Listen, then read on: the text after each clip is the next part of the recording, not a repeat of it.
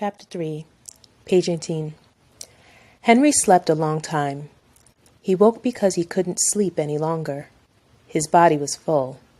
He picked himself up out of bed, pulled on his jeans and a t-shirt, and felt his way down the steep stairs with feet a little soft from sleeping. He found his aunt in the kitchen. "Henry!" she said, and grinned at him. She was still canning. Her hair was staggering away from her temples, and her face was tomato red above a faded green apron. An enormous black pot boiled on the stove. "We were about to send out a search and rescue team," she laughed and cranked a contraption that was pulping wrinkly apples. Henry stared at the long snake of peels and cores and nastiness that was crawling out of one end. Dottie looked back at him and laughed again. "Don't you look down on my apples, Henry York. The worms add to the flavor. Cold cereal's on the shelf behind you if you'd like, and I think you would after coming out of hibernation. Bowl's on the counter, milk's in the fridge." Page 19. "Thanks," Henry said, and began assembling his breakfast. He was used to milk with transparent edges, milk that looked a little blue. This milk looked more like cream. It was thick, white, and coated the cereal with film as Henry poured.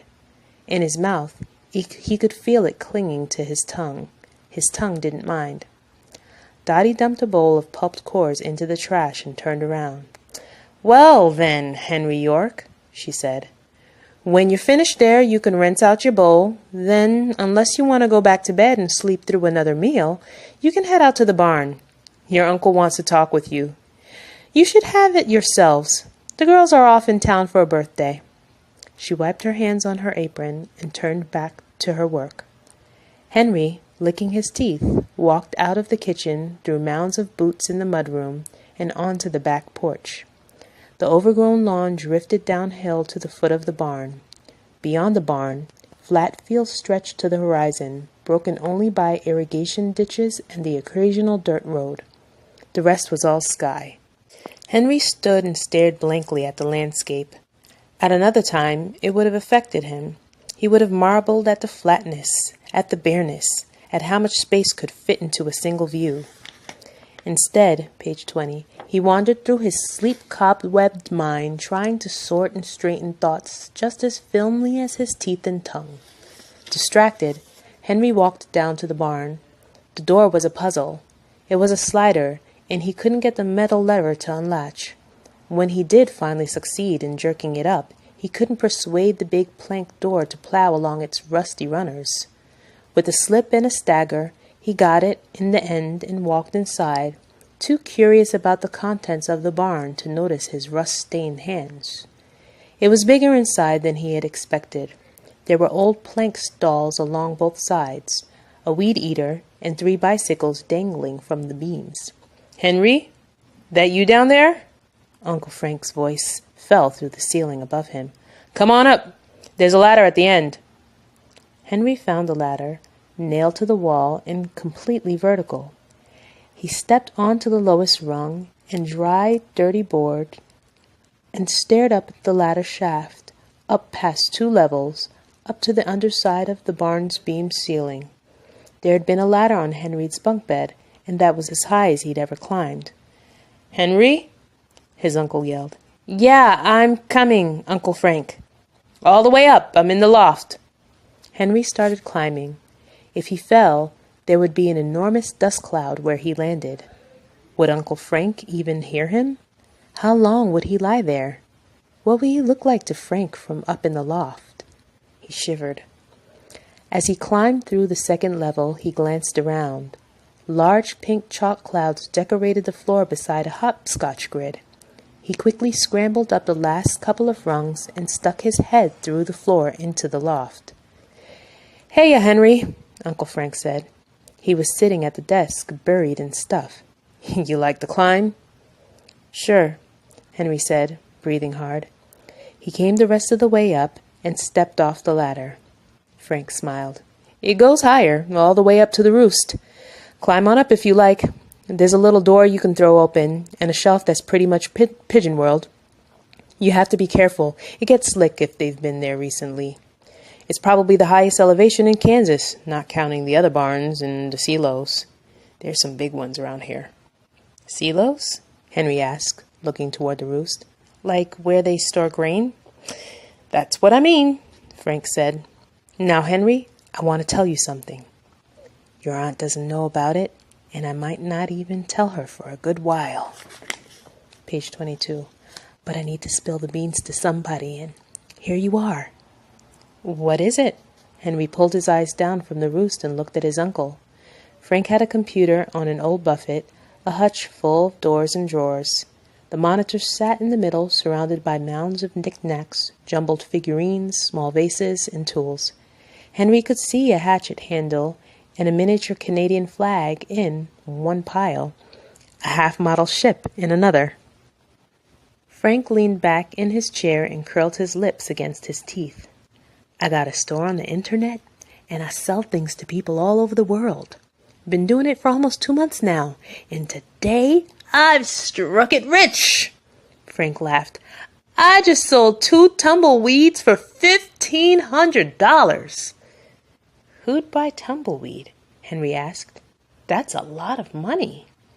Frank grinned and put his hands behind his head. Yes, it is. I would have been happy with $10 for the both of them, but some Japanese businessmen got their blood up for the weeds, fought it out with each other, and here I sit, a wealthy man. That's $750 a pop. Wow, Henry said. Do you really think they'll pay?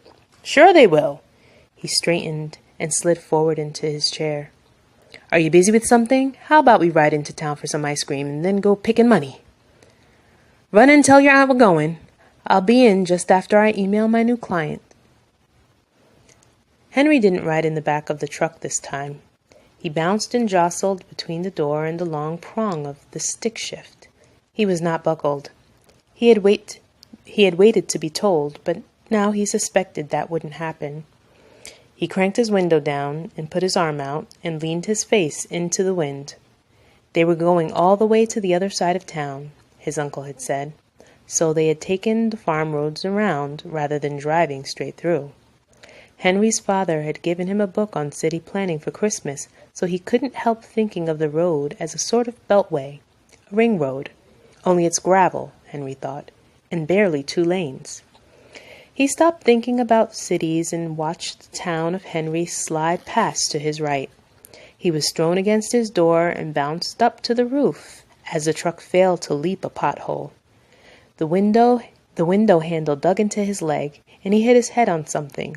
Still, he didn't buckle. He did, however, sneak his hand up when he thought his uncle wasn't looking and lock his door. Page 24. Locusts were flying up in front of the truck and spinning off in its wake when Frank turned right to connect to the main road and re-enter the town from the other side.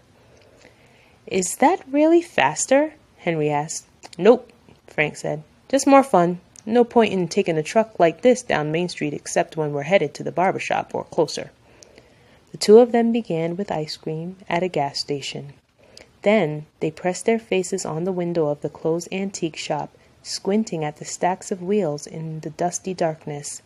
The ice cream made Frank hungry, so he took Henry to a place called Lenny's, owned by a man named Kyle, and they ate flat cheeseburgers and thick fries.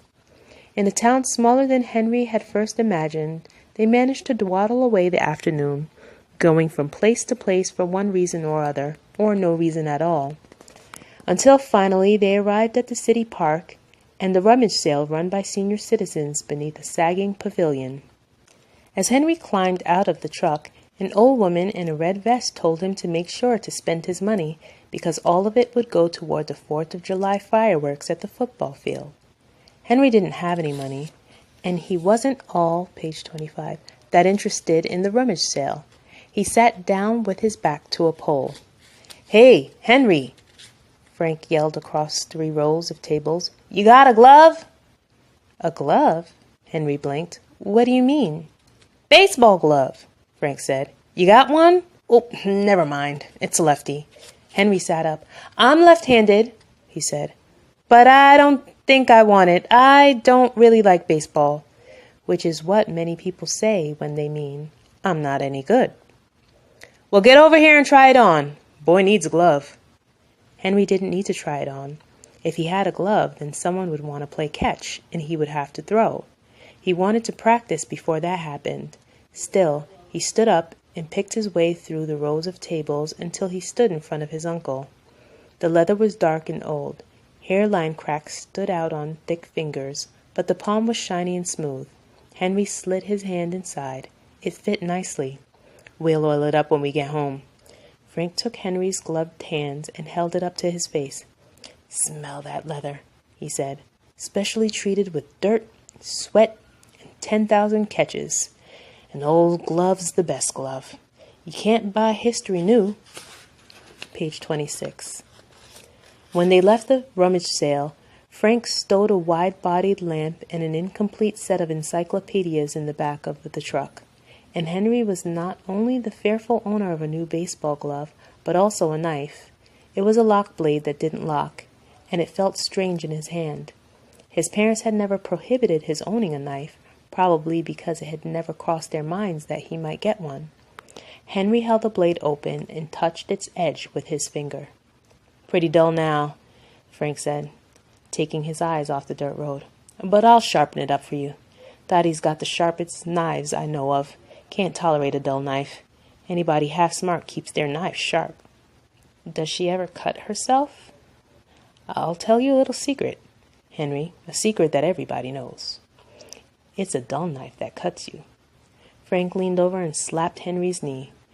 "You aren't going to slip whittling a sharp blade, and if you did, the cut would be cleaner and easier to tend. Sharp knives are safer.